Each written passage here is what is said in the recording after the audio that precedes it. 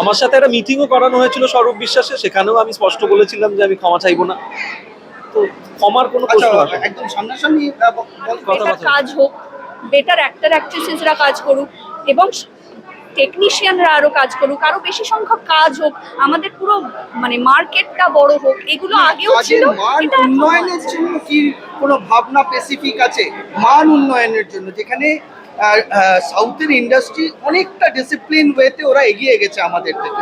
আমাদের এখানে যদি এত সাহিত্য চর্চা হয়, কিন্তু সেটার বহিঃপ্রকাশটা দেখতে পাচ্ছি না। তোমাদের হাত ধরে কি সেগুলো দেখতে পাবো আগামী দিনে? দেখুন, আমরা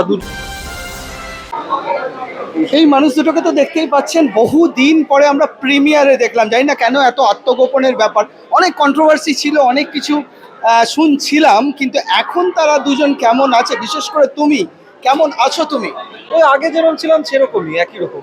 খুব অভিমান সেগুলো থেকে বেরিয়ে এসছো?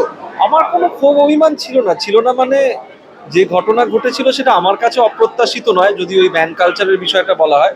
কারণ এই ধরনের ঘটনা এত বছর ধরে ঘটে আসছিল। আমার ঘটনাটা একটা ছোট উদাহরণ মাত্র। আমার ছাড়া বা আজকে যাদের কয়েকজনের নাম আমরা সামনে জানতে পেরেছিলাম, সেটা বাদ দিয়ে প্রায় 200 থেকে 250 জন মানুষ কাজ করতে পারছিলেন না, তাদের নামটা মিডিয়াতে সামনে আসছিল না। সুতরাং এই ঘটনা তো এক রাত্রিরে হয় না, প্রায় 10-12 বছর ধরে এরকম ঘটনা চলছিল। সুতরাং আমার এটাতে অবাক হওয়ার কিছু ছিল না, আমি জানতাম এরকমই হবে। সুতরাং এটাতে আলাদা করে অভিমান, ক্ষোভ, রাগের থেকে এটা যেদিকে গোটা তখন মানে পরিস্থিতিটা যেরকম ছিল, এটাই হওয়ার কথা ছিল হয়তো।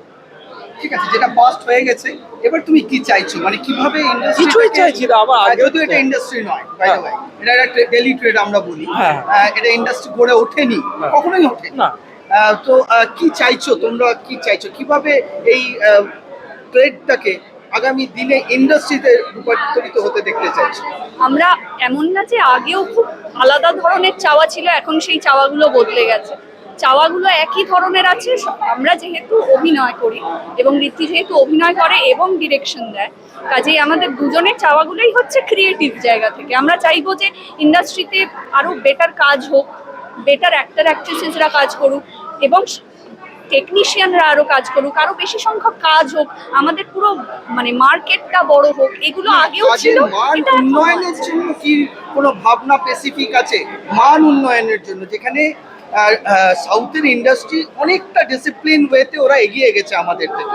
আমাদের এখানে যদি এত সাহিত্য চর্চা হয়, কিন্তু সেটার বহিঃপ্রকাশটা দেখতে পাচ্ছি না। তোমাদের হাত ধরে কি সেগুলো দেখতে পাবো আগামী দিনে? দেখুন, আমরা দুজন এক অন্যতম সদস্য। আমাদের বাদ দিয়ে আরো অনেক কলাকুশলীরা কাজ করেন এবং একটা ইন্ডাস্ট্রিতে সামগ্রিকভাবে উন্নয়ন তখনই হয় যখন অনেকে একসাথে একটা ভালো কাজ করার চেষ্টা করেন। একজন, দুজন, চারজন দিয়ে হয় না।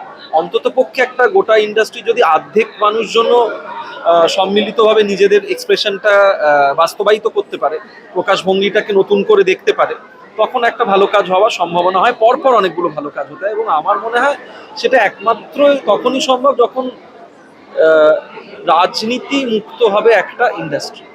সেইটা হচ্ছে সব থেকে জরুরি। এবং সেই রাজনীতি কিন্তু আমি শুধুমাত্র তৃণমূল বিজেপি বলছি না, প্রত্যেকটা গোষ্ঠী বা ইন্ডাস্ট্রিরও দেখবেন একটা করে রাজনীতি থাকে, নিজস্ব থাকে।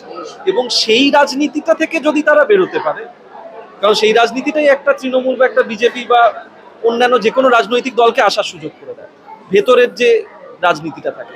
তো সেই রাজনীতিটা যে পরশ্রী, আমাদের ধরুন অন্য কাউকে দেখে যে একটা মনে হয় যে আচ্ছা ও ভালো কাজ করলো, ঠিক আছে, তাহলে আমি ওকে একটু চেপে দিই, এই যে রাজনীতিটা, এইটা থেকে এক্স্যাক্টলি সেইটা যখন একটা মানুষ তুমি অ্যালাউ করবে একটা ইন্ডাস্ট্রিতে, তখন সেখানে একটা ভালো কাজ হওয়ার একটা সম্ভাবনা আছে। কোথাও মনে হচ্ছে যে একটা মুক্ত বাতাসে নিঃশ্বাস নিচ্ছ? না, কোনোদিন মনে হয় না।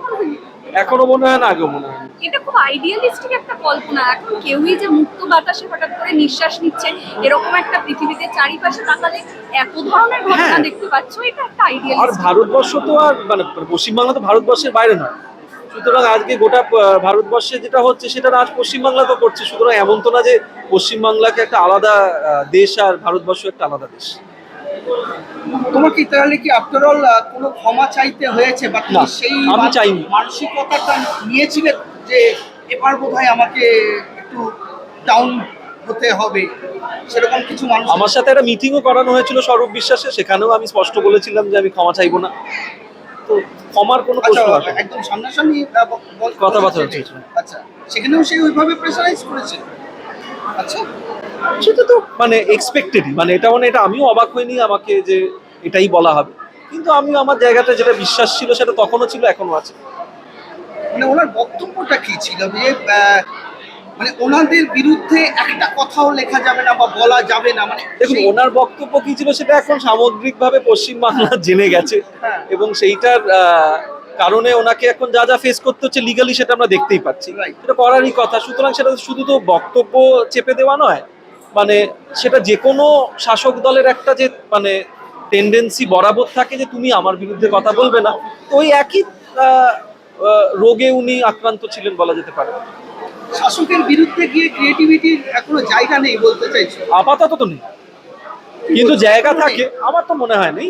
কিন্তু মানে ইতিহাস দেখলে বোঝা যাবে যে কোনো শাসকই, কোনো ক্ষমতাই সারা পৃথিবীর ইতিহাসে কোনোদিন মুক্তভাবে একজন শিল্পীকে চিন্তা করতে দেয়নি, কাজ করতে দেয়নি, কিন্তু শিল্পীরাও নিজের মতন করে পরিসর তৈরি করে তাদের মতন করে কাজ করার চেষ্টা করেছে, সেভাবেই করতে হবে। আর সেন্সাস নিয়ে কোনো তোমার ইয়ে আছে কিছু? Censor board? সেন্সর বোর্ড, হ্যাঁ, আমার নিজের অনেকগুলো ছবি বারবার আক্রান্ত হয়েছে সেন্সর বোর্ডে কাজ করার সময়। নগর কীর্তনে কাট ছিল, চিলড্রেন অফ ওয়ার বলে আমি একটা ছবি করেছিলাম বাংলাদেশ মুক্তিযুদ্ধ নিয়ে অনেক বছর আগে, সেখানে আপত্তি ছিল। চরাঙ্গা বলে একটা ছবি করেছিলাম, তাতে দলিতদের কিভাবে অত্যাচার করা হয় সেইটা নিয়ে সেন্সর বোর্ড অনেক রকমের ঝামেলা করেছিল। এবং সাম্প্রতিককালে আমি অনুরাগ কাশ্যপের একটা ছবি করেছি বান্দার বলে, যেটা এই কিছুদিন আগে রিলিজ করেছে, তো সেখানেও আমার একটা সংলাপ আমি দেশ কথাটা উচ্চারণ করাতে সেটাকে চেঞ্জ করে অন্য একটা শব্দ করে দিতে হয়েছে। সেন্সরের হস্তক্ষেপ থাকবে, অন্যান্যভাবে উপায় বার করতে হবে নিজেদের বক্তব্য বলার। সেন্সর বোর্ডের আগামী দিনের পদক্ষেপগুলো যদি জেনজিদের কাছ থেকে আইডিয়া নেয়, কি কি পরিবর্তন প্রয়োজন, বা সেন্সর বোর্ডকে কিরকম হওয়া উচিত? জেনজিদের কাছ থেকে তো নেবে না আদৌ আইডিয়া কোনো। আমরা এর মধ্যে বাইরে ছিলাম থিয়েটার শো করার জন্য, সেখানে অবসেশন বলে ছবিটি দেখেছি, যেটা এর মধ্যে খুবই জনপ্রিয় হয়েছে। তারপর আমি আবার কলকাতায় ফিরে আবার ছবিটা দেখলাম, এবং সেখানে যে কাটগুলো দেখতে পেলাম সেটা আমার খুবই হাস্যকর মনে হলো। কারণ আমরা এমনিতে রাস্তাঘাটে নেতা নেত্রীদের মুখ থেকে যে ধরনের ভায়োলেন্সগুলো দেখতে পাই, যে ধরনের অশ্লীল মন্তব্য দেখতে পাই, সেগুলো এফেক্ট করছে না, সেগুলো সেন্সরশিপ করার কোনো প্রয়োজন নেই। কিন্তু একটা ছবিতে যদি প্লটে ভায়োলেন্সের প্রয়োজন হয় কিছু দেখানোর জন্য, সেইটা সেন্সর করার ভীষণ প্রয়োজন হয়। ওটিটিটা এখনো সেই তার বাইরে আছে বলে মনে হচ্ছে? ওটিটি তো তার মধ্যে ঢুকেও গেছে, না হলে তো তাণ্ডবের এত বড় ঘটনাটা হলো, যদি ওটিটিতে সেন্সরশিপ না ঢুকে যেত তাহলে তো হতো না। এবং প্রত্যেকটা ওটিটি প্ল্যাটফর্ম যারা, তারা নিজেদের মতো করে বলে দিচ্ছে যে এই রকম ধরনের গল্প করতে হবে, কারণ খুব ওপেনলি হচ্ছে, আমরা দেখতে পাচ্ছি কি ধরনের একটা অলিখিত সেন্সরশিপ চলছে। আজ থেকে না, এটা বিগত এখন 7-8 বছর হয়ে গেছে। ওটিটিতে নিজের মতন করে তুমি যেটা বানাতে চাইবে বানাতে পারবে না। আমার মনে হয় সেন্সর বা ওটিটির কথা না ভেবে অন্যরকম ভাবে কাজ করার কথা ভাবা উচিত, ইউটিউবে কাজ করার কথা ভাবা উচিত। দ্য ফিউচার ইজ ইউটিউব, মানে তার মতন করে ইন্ডিপেন্ডেন্ট প্ল্যাটফর্মে নিজের বক্তব্য বলার জন্য ইউটিউব ইজ ফাইন আপাতত। ভালো লাগলো তোমাদের সঙ্গে এই আড্ডাটা দিয়ে। একটা ছোট্ট করে গান শোনাবে না আমাদের দর্শকদের? এই রে, আজকের জন্য গান হবে।